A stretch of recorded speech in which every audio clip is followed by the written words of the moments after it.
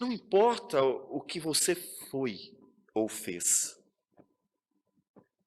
O momento em que o Senhor Jesus enfiou a espada do Espírito em seu coração, algo novo aconteceu. Um novo homem, capaz de lutar contra o velho homem, surge pelo poder de Deus. A igreja, portanto, é chamada de santa. Ela é. Isso não é porque a igreja quer ser melhor do que os outros, mas é porque ela foi feita assim. Algo novo acontece na nossa vida. Algo novo é operado pelo Senhor na vida daqueles que ouvem este evangelho e é real. Não é apenas um slogan de um grupo religioso, é a manifestação do poder de Deus, é real. Paulo, portanto, diz que ele não se apoiava apenas em palavras, mas no poder de Deus, ou seja, numa manifestação desta palavra que é real. Ser cristão não é apenas fazer parte de um grupo religioso, é ter sido alvo do poder de Deus que transforma o coração. É para estas pessoas que Paulo escreve. E nós vamos começar uma nova carta de Paulo, que escreve para uma igreja cheia de dificuldades, mas que ainda assim é chamada de igreja do Senhor Jesus. Nós vamos para 1 Coríntios capítulo 1. Hoje, versículos de 1 a 9 apenas. Diz assim a palavra do Senhor. Paulo, chamado pela vontade de Deus para ser apóstolo de Jesus Cristo, e o irmão Sóstenes, à igreja de Deus que está em Corinto, aos santificados em Cristo Jesus, chamados para ser santos, com todos os que em todo lugar invocam o nome de nosso Senhor Jesus Cristo, Senhor deles e nosso. Graça a vós outros e paz, da parte de Deus, nosso Pai, e do Senhor Jesus Cristo. Sempre dou graças a meu Deus a vosso respeito, a propósito da sua graça que vos foi dada em Cristo Jesus, porque em tudo fostes enriquecidos nele, em toda a palavra e em todo o conhecimento. Assim como o testemunho de Cristo tem sido confirmado em vós, de maneira que não vos falte nenhum dom, aguardando vós a revelação de nosso Senhor Jesus Cristo, o qual também vos confirmará até ao fim, para serdes irrepreensíveis no dia de nosso Senhor Jesus Cristo. Fiel é Deus, pelo qual fostes chamados à comunhão de seu Filho Jesus Cristo, nosso Senhor. Senhor Deus amado, bendito seja o teu nome. Nós pedimos que o Senhor fale ao nosso coração. Tua palavra é o teu poder para a salvação. Portanto, fala. Teu Espírito possa, Senhor Deus, quebrantar corações para estarem prontos para serem transformados de glória em glória à imagem do Senhor Jesus, como diz a tua palavra. Que o Senhor, ó Deus, opere, fala conosco. É o que nós te pedimos em nome de Cristo. Amém, Senhor. Amém. A carta aos Coríntios é uma carta bastante rica de conteúdo para nós hoje, porque ela é bastante diversificada em relação aos temas. A carta, como nós vimos, começa com aquela comum apresentação de Paulo, o autor. Ele que foi chamado pela vontade de Deus. O mesmo que ele diz em outros momentos, porque se colocou dúvida no seu apostolado, tendo em vista que ele foi um apóstolo tardio. Apóstolo que, como ele diz em Efésios, mais uma vez, foi chamado pela vontade de Deus. E em Gálatas, ele diz que foi chamado pela vontade de Deus e não pela vontade dos homens. Logo, realmente, Paulo era um apóstolo do Senhor Jesus e era a vontade de Deus que ele ensinasse à igreja aquilo que está sendo escrito naquele momento, ou estava sendo escrito naquele momento. Ou seja, nós sabemos que Deus queria falar para Coríntios aquilo que foi dito. Assim como nós devemos ter uma confiança que Deus, quando a Escritura é fielmente exposta, está falando com você. Você deve ter essa convicção que a igreja daqueles dias foi conduzida a ter. A convicção de que Deus realmente está falando a sua vontade, a sua palavra, pelo Novo Testamento. Lá em Tessalonicenses, Paulo diz que dava graças a Deus porque os irmãos receberam a palavra, a mensagem do apóstolo Paulo, não como palavra de homens, mas como palavra de Deus. E ele diz como de fato é. A melhor forma, portanto, de ouvir esta palavra é: Senhor, Tu conheces a minha vida, Tu conheces o meu coração.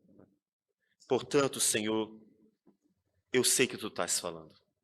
Sempre que a Escritura é pregada com fidelidade, não de qualquer jeito. A autoridade não está naquele que se encontra aqui, mas na palavra pregada com fidelidade. Portanto, quando ela é pregada fielmente, ouça como palavra de Deus.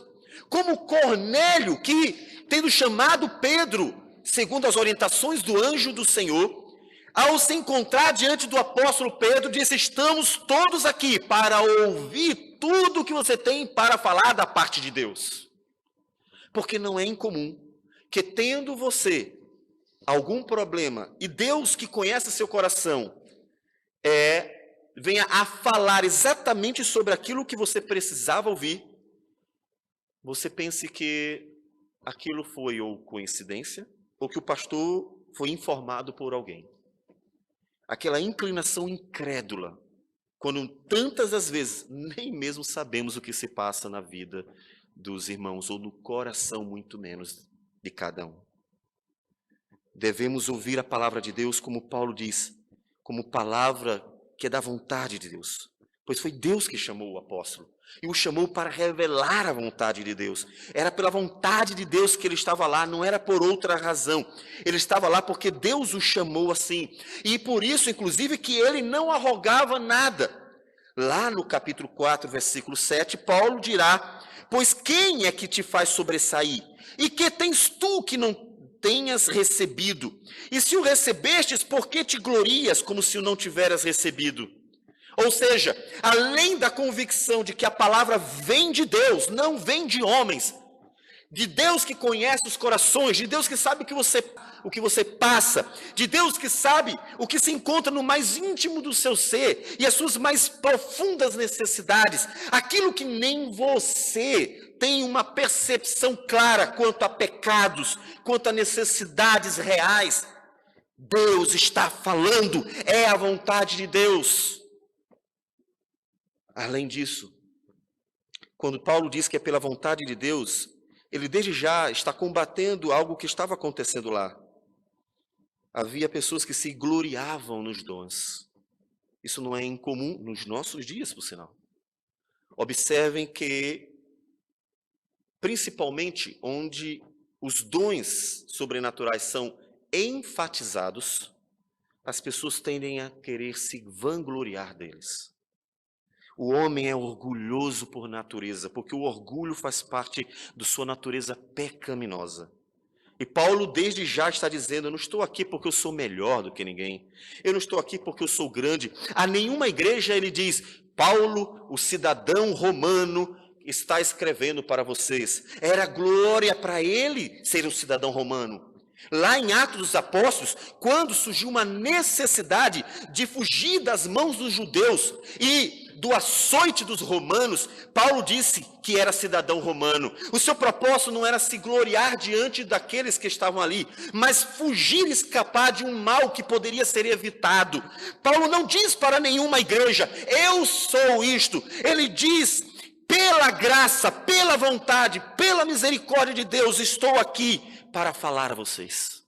Trago uma mensagem, mas a glória não é do mensageiro, mas do Senhor que mandou transmiti-la. Portanto, tanto Paulo quer que a igreja ouça a sua palavra como palavra de Deus, como você deve ouvir nesta noite, quanto ele deixa claro para todos que nem mesmo ele tinha motivos para se gloriar em algo, quer por ser cidadão romano, algo glorioso naqueles dias, quer como um apóstolo, que também poderia ser alvo, razão para destaque dentre a igreja. Não importava. Para ele, a única coisa que importava era servir fielmente ao Senhor Jesus. Daí já podemos aplicar as duas coisas à sua vida. Você tem ouvido a mensagem como verdadeira palavra de Deus? Ou, como diz Tiago, é um ouvinte negligente, entra por um ouvido, sai pelo outro, diz o ditado popular. Você tem ouvido a palavra como palavra de Deus? Ou o coração endurecido rejeita, principalmente quando Deus fere seu coração, dizendo exatamente aquilo que você precisa ouvir? Afinal das contas, nem sempre o que nós queremos é o que nós precisamos. E muitas vezes, aquilo que nós recebemos de Deus não é aquilo que gostaríamos. Porque Deus conhece mente e corações, Ele nos sonda, diz o Salmo 139. Você tem ouvido a palavra de Deus como palavra de Deus que é? Ou apenas como uma exposição retórica de um palestrante qualquer? Além disso, como você lida com aquilo que Deus tem dado a você? Deus tem nos dado muitas coisas que vão muito além do que nós até precisamos. Me refiro aos bens materiais, mas também não materiais. Nosso trabalho, nossa saúde e status na sociedade. Alguns aqui podem ser chefes de repartições, alguns podem ser donos de empreendimentos e coisas dessa natureza.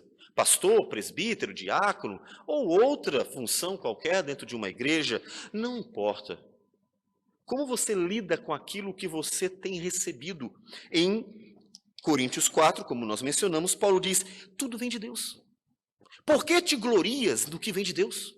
Por que achas que é melhor do que o outro se tudo que você tem veio de Deus? Em outras palavras, o que ele dá, ele também tira. Se ele quiser tirar aquilo que está sendo um problema para a tua caminhada com Deus, porque te glorias no que não deverias te gloriar, quando tua glória deveria ser somente Cristo Jesus. 1 Coríntios, capítulo 1, versículo de número 31, para que, como está escrito, aquele que se gloria, glorie-se no Senhor. Esta é a única glória que temos. Como você tem lidado? Não recebemos de Deus algo para nos gloriar nisto, mas para servir. Por isso Jesus disse aos discípulos acerca do trabalho que teriam de liderar a igreja, comparando com os governantes. Ele diz assim, olha, o mundo tem os seus governantes e eles dominam sobre os seus súditos. Não é assim com vocês.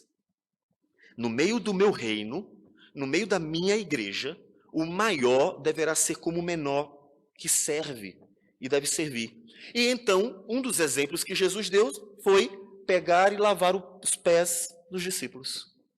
E disse, vocês viram o que eu fiz? Assim como eu fiz, façam vocês também. Que vocês sirvam uns aos outros. Não importa o que vocês são.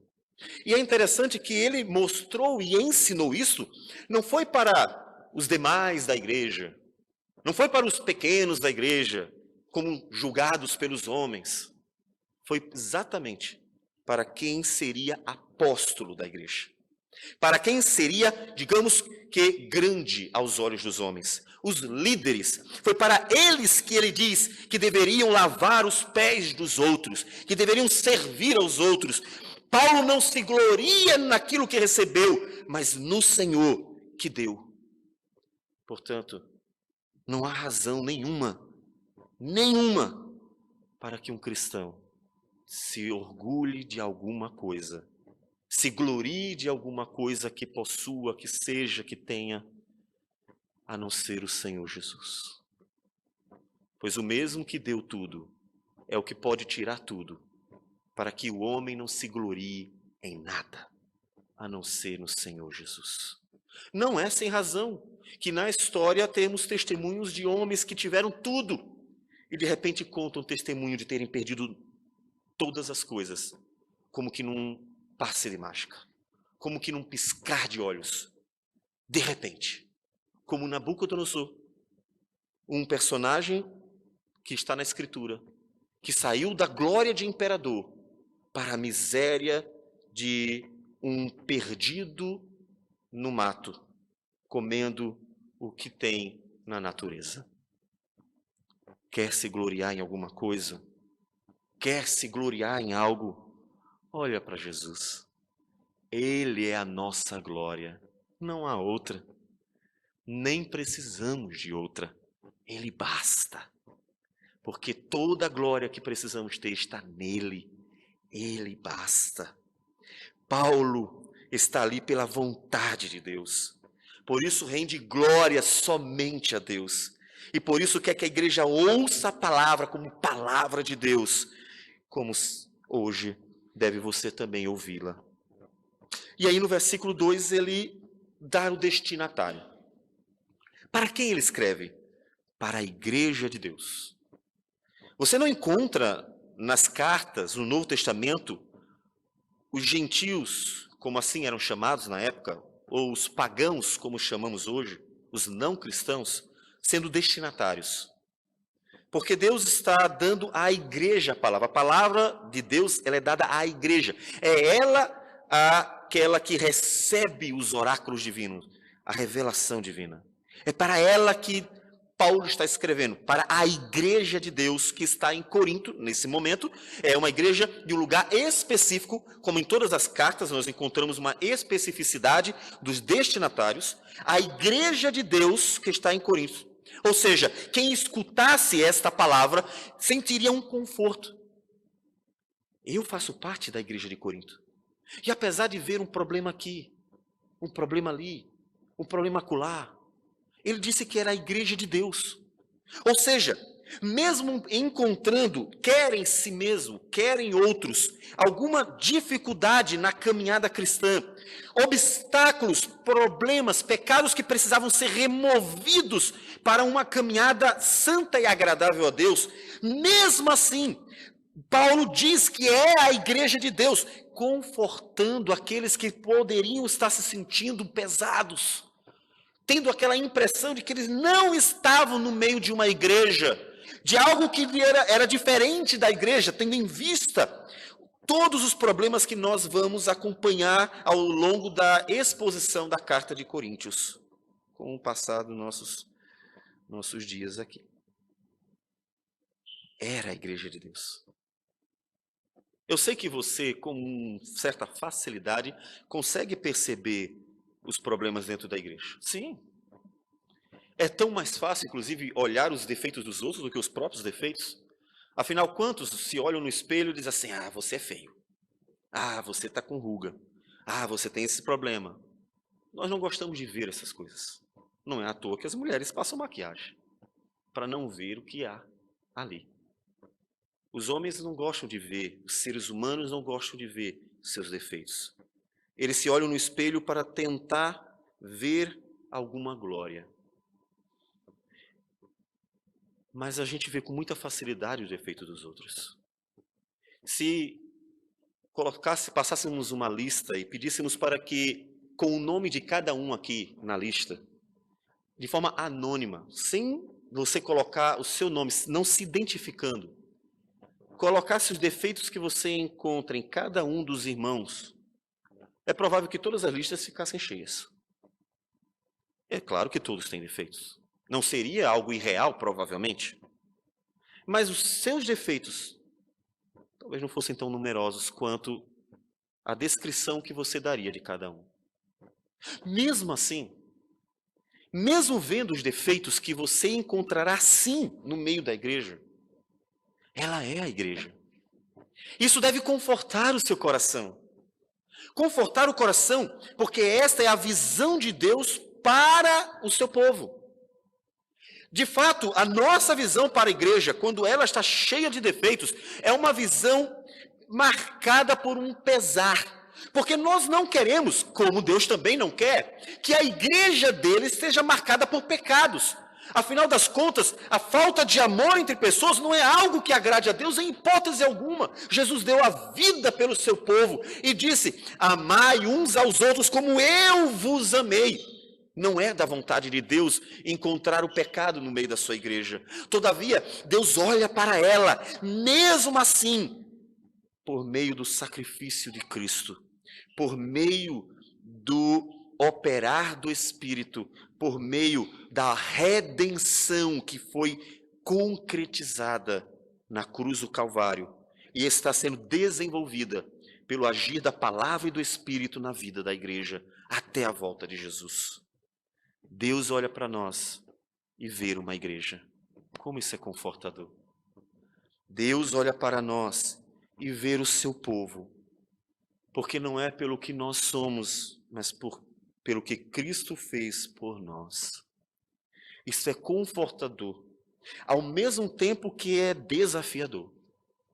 Porque, já que nós somos vistos por Deus, por meio de Cristo, o nosso mediador, e então temos o conforto: Deus me ama, eu sou parte da igreja. Deus, eu tenho defeitos, me perdoe, eu quero mudar. E ao ouvir que Deus diz assim: mas você é parte da igreja, vocês são igreja. Então eu me sinto confortado e amado com um amor imutável, com um amor então que não muda com as circunstâncias, com quem eu sou. Ah, fez alguma coisa errada, já não te amo mais. Ah, me desobedeceu, já não te amo mais. As pessoas são assim. As pessoas se divorciam não é sem razão. As pessoas se divorciam porque de tanto serem desagradadas por alguma coisa, por alguma razão, portanto verem um defeito no outro que não esperavam encontrar, aquilo que diziam ser o amor já não existe mais.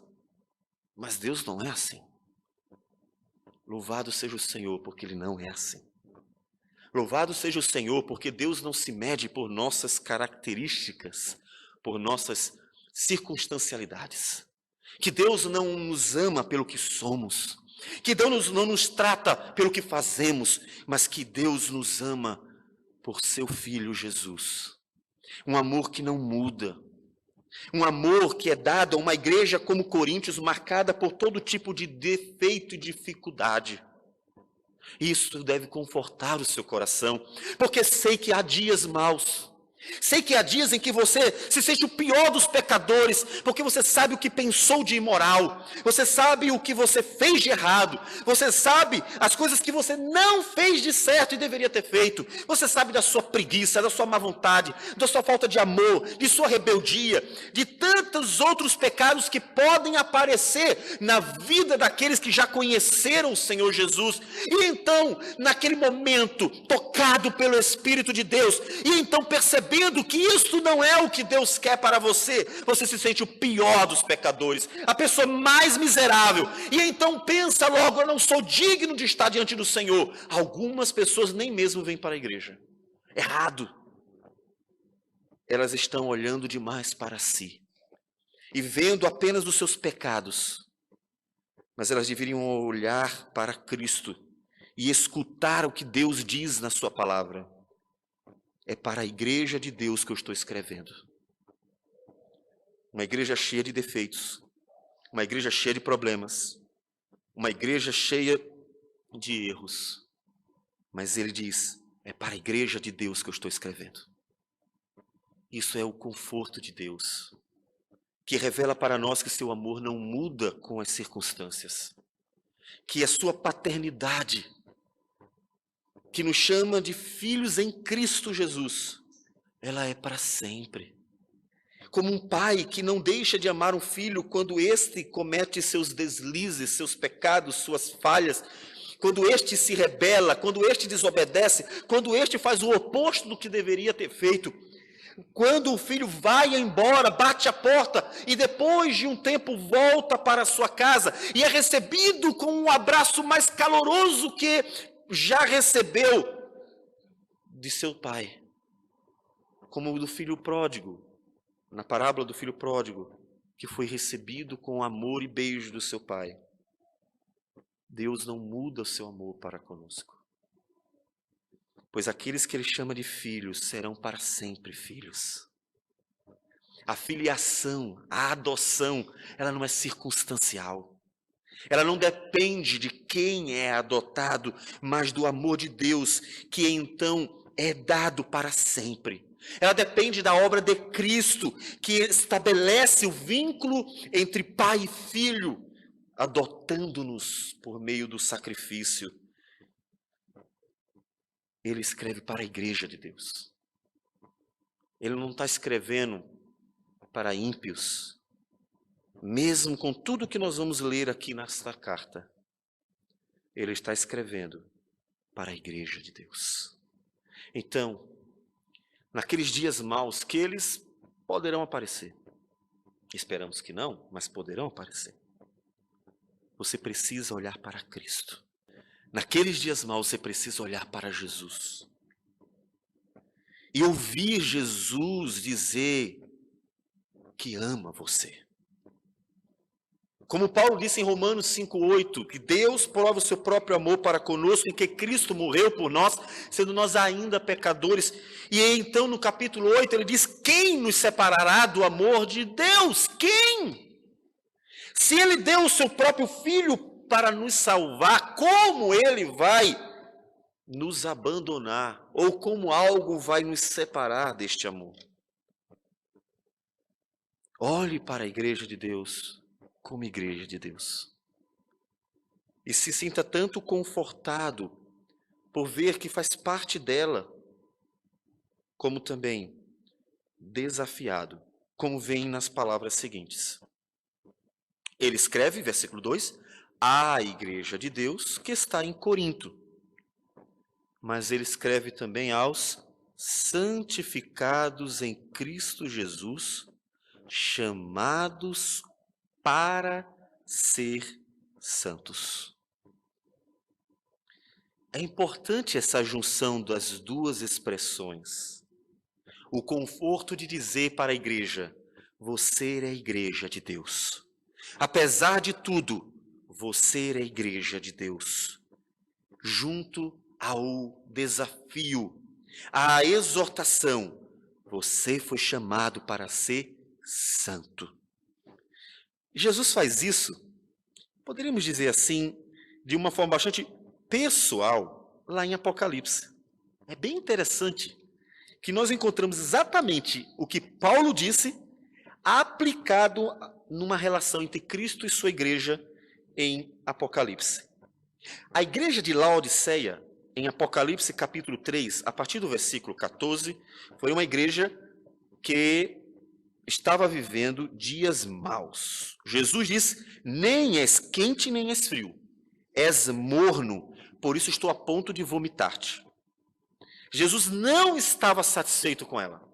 Jesus não estava gostando da miséria espiritual em que vivia. Era uma igreja de gente rica, metida à besta, que achava-se alguma coisa. Ele diz, estou rico e abastado e não preciso de coisa alguma. Aí Jesus diz, e nem sabes que tu és infeliz, sim, miserável, pobre, cego e nu. A situação era triste. A igreja não estava andando como o Senhor como deveria. Jesus não está gostando disso. Jesus é sincero em dizer a verdade. Não estou gostando. Você tem vivido uma vida miserável como um pobre, cego e nu.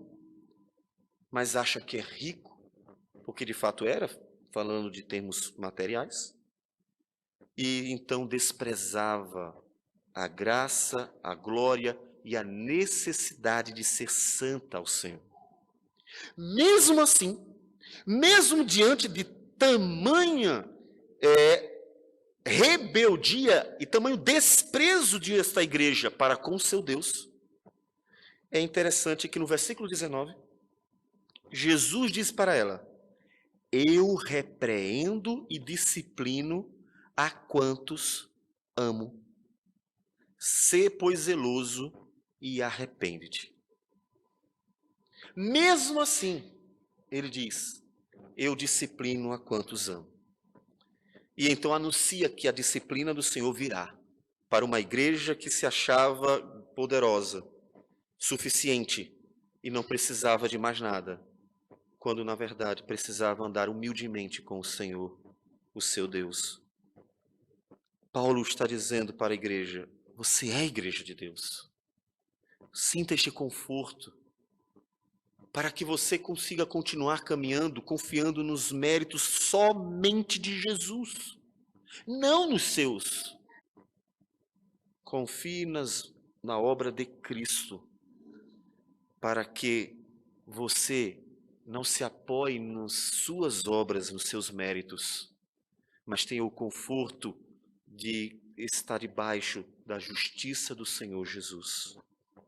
Todavia, não faça disso uma zona de conforto.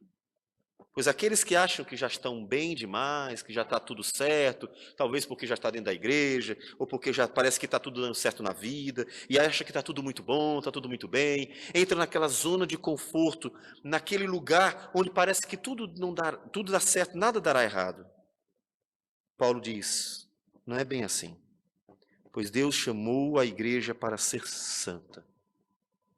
Portanto, mesmo confortados pelo Senhor, pela certeza de que Cristo é o nosso justificador, sinta-se, seja desafiado, exortado a buscar uma vida agradável a este Senhor.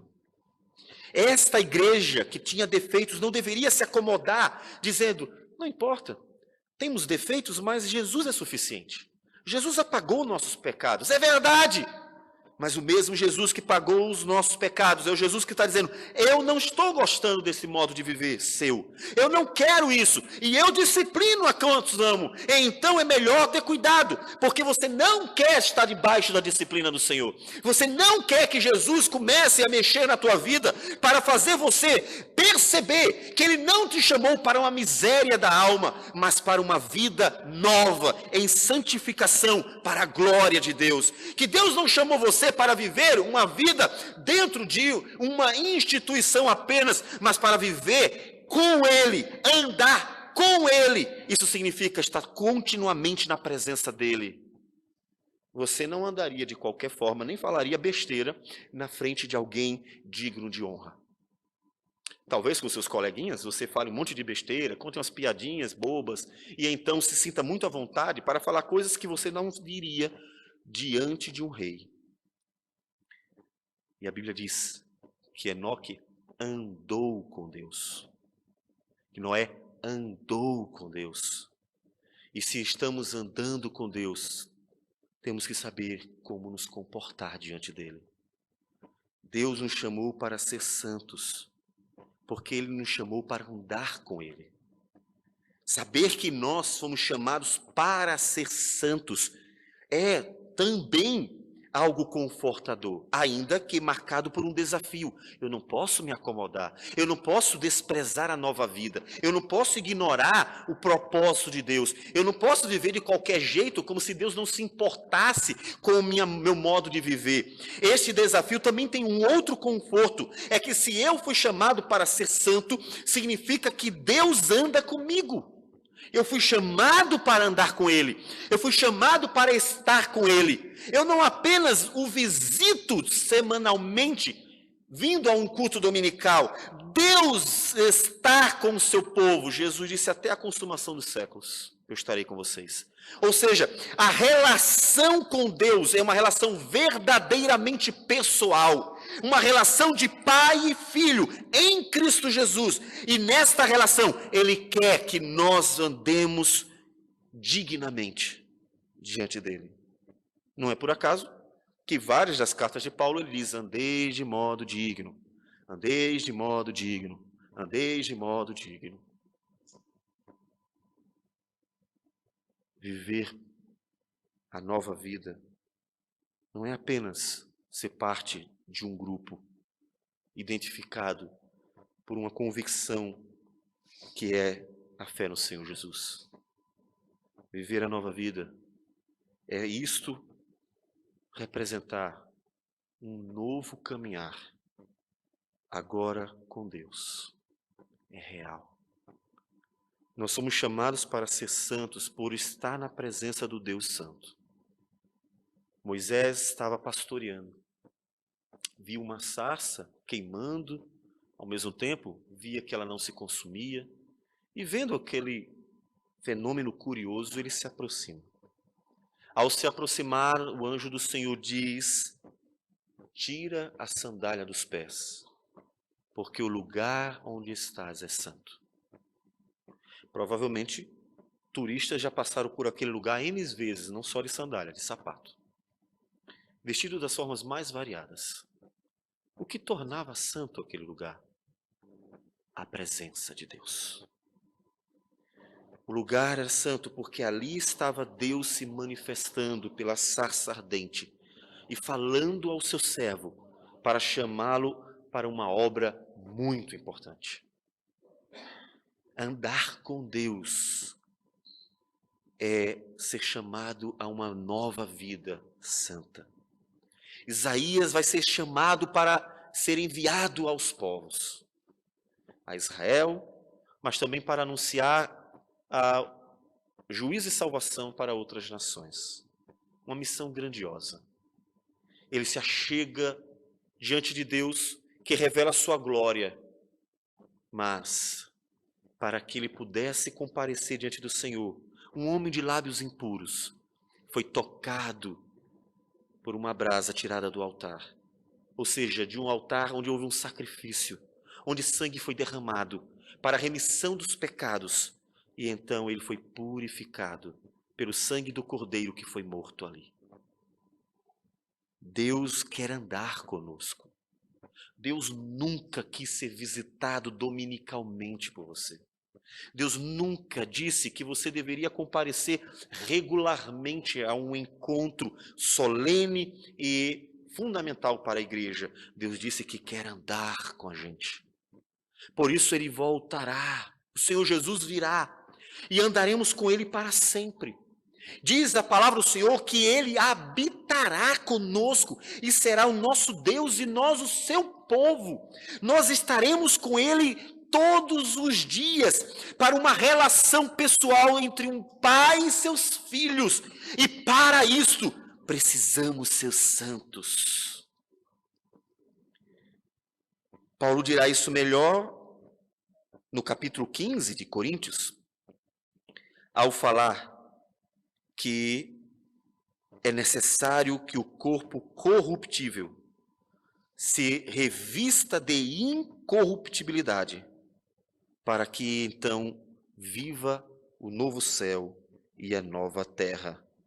Porque, versículo 50, isto afirmo, irmãos, que a carne e o sangue não podem herdar o reino de Deus, nem a corrupção herdar a incorrupção. Deus quer que nós andemos com ele, sim. Davi, no Salmo 23, diz: ainda que eu ande pelo vale da sombra da morte, se sentindo assim, se sentindo solitário, sozinho, como tantas vezes ele revela ter se sentido, quando nas lutas contra os adversários, ele teve que fugir para as cavernas, teve que correr de Saul. No entanto, ele diz: não temerei mal algum, porque tu estás comigo.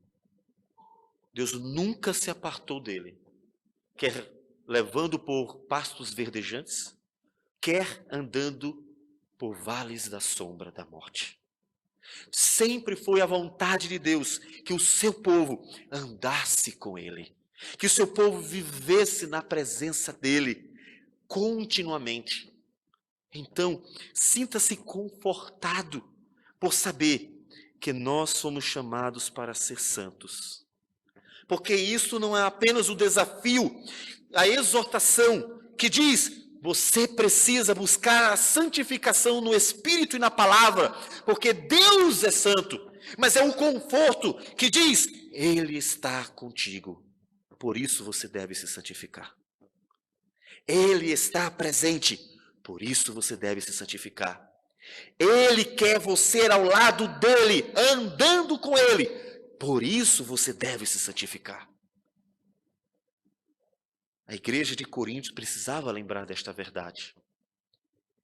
que ela deveria viver uma vida santa, porque Deus estava no meio dela. Verdade esta, que também aparece em Apocalipse. Pois quando o Senhor Jesus vai revelar a sua palavra, escrevendo as 7 cartas, ele diz que é aquele que anda no meio da igreja. É aquele que tem nas suas mãos a vida da igreja. Ele fala como quem conhece cada pecado da igreja e cada virtude também. De forma que as 7 igrejas recebem uma palavra pessoal, não é genérica, falando para todo mundo indistintamente. Pessoal, vocês são assim, precisam mudar isso, e também louvo, estão agindo certo neste momento aqui. Ah, vocês aqui estão errando aqui, aqui, aqui, precisam se corrigir, mas parabenizo porque estão fazendo certo aqui, aqui, aqui. A palavra pessoal, que mostra que Jesus tem uma relação pessoal com o seu povo. Uma relação verdadeiramente pessoal. Você está andando com Deus? Você está andando com o Senhor? Você está?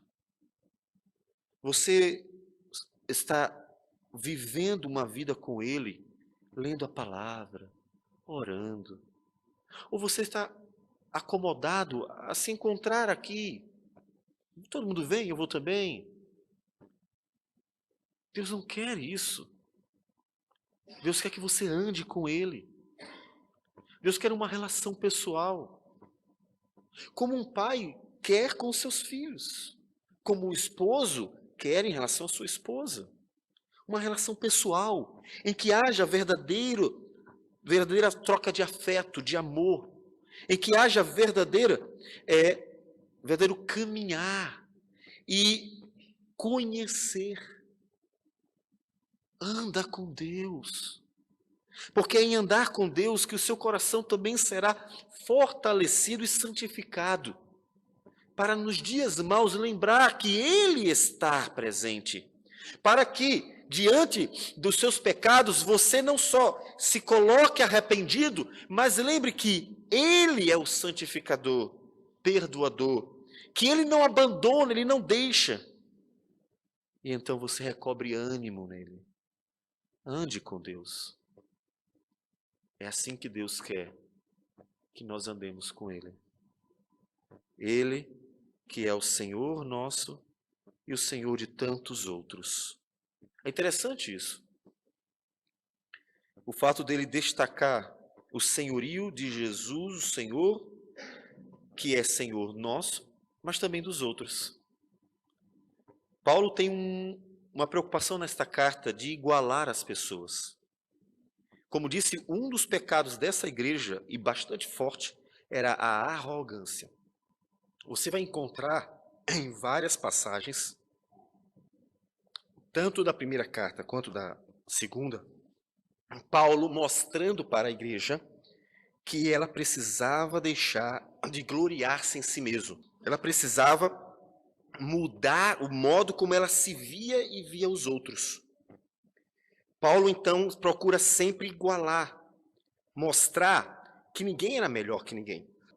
Que em Cristo, todos eram tratados da mesma forma, inclusive homem e mulher, 1 Coríntios 11, servos e livres, que vai aparecer em outros momentos, aqueles que tinham dons diferentes, o dom A, dom B, dom C, e assim por diante, e ele diz, todos têm um papel importante dentro do corpo de Cristo. Tanto 1 quanto 2 Coríntios estão marcados por esta palavra de Paulo, àqueles que estavam querendo se sobressair sobre os demais. E nós veremos isso à medida que vamos expondo a carta. Por isso ele diz que ele é o Senhor de todos os que o invocam, Senhor deles e Senhor nosso. Não apenas de uns, mas Senhor de todos os que o invocam. É para todos estes que invocam ao Senhor, para todos estes que creem no Senhor, que vem aquela bênção de Paulo. Graça a vós outros e paz, da parte de Deus, nosso Pai, e do Senhor Jesus Cristo.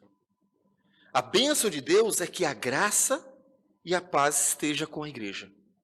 A graça que superabunda sobre nossas fraquezas, a graça pela qual nós alcançamos a redenção, e a paz de Deus que excede todo entendimento.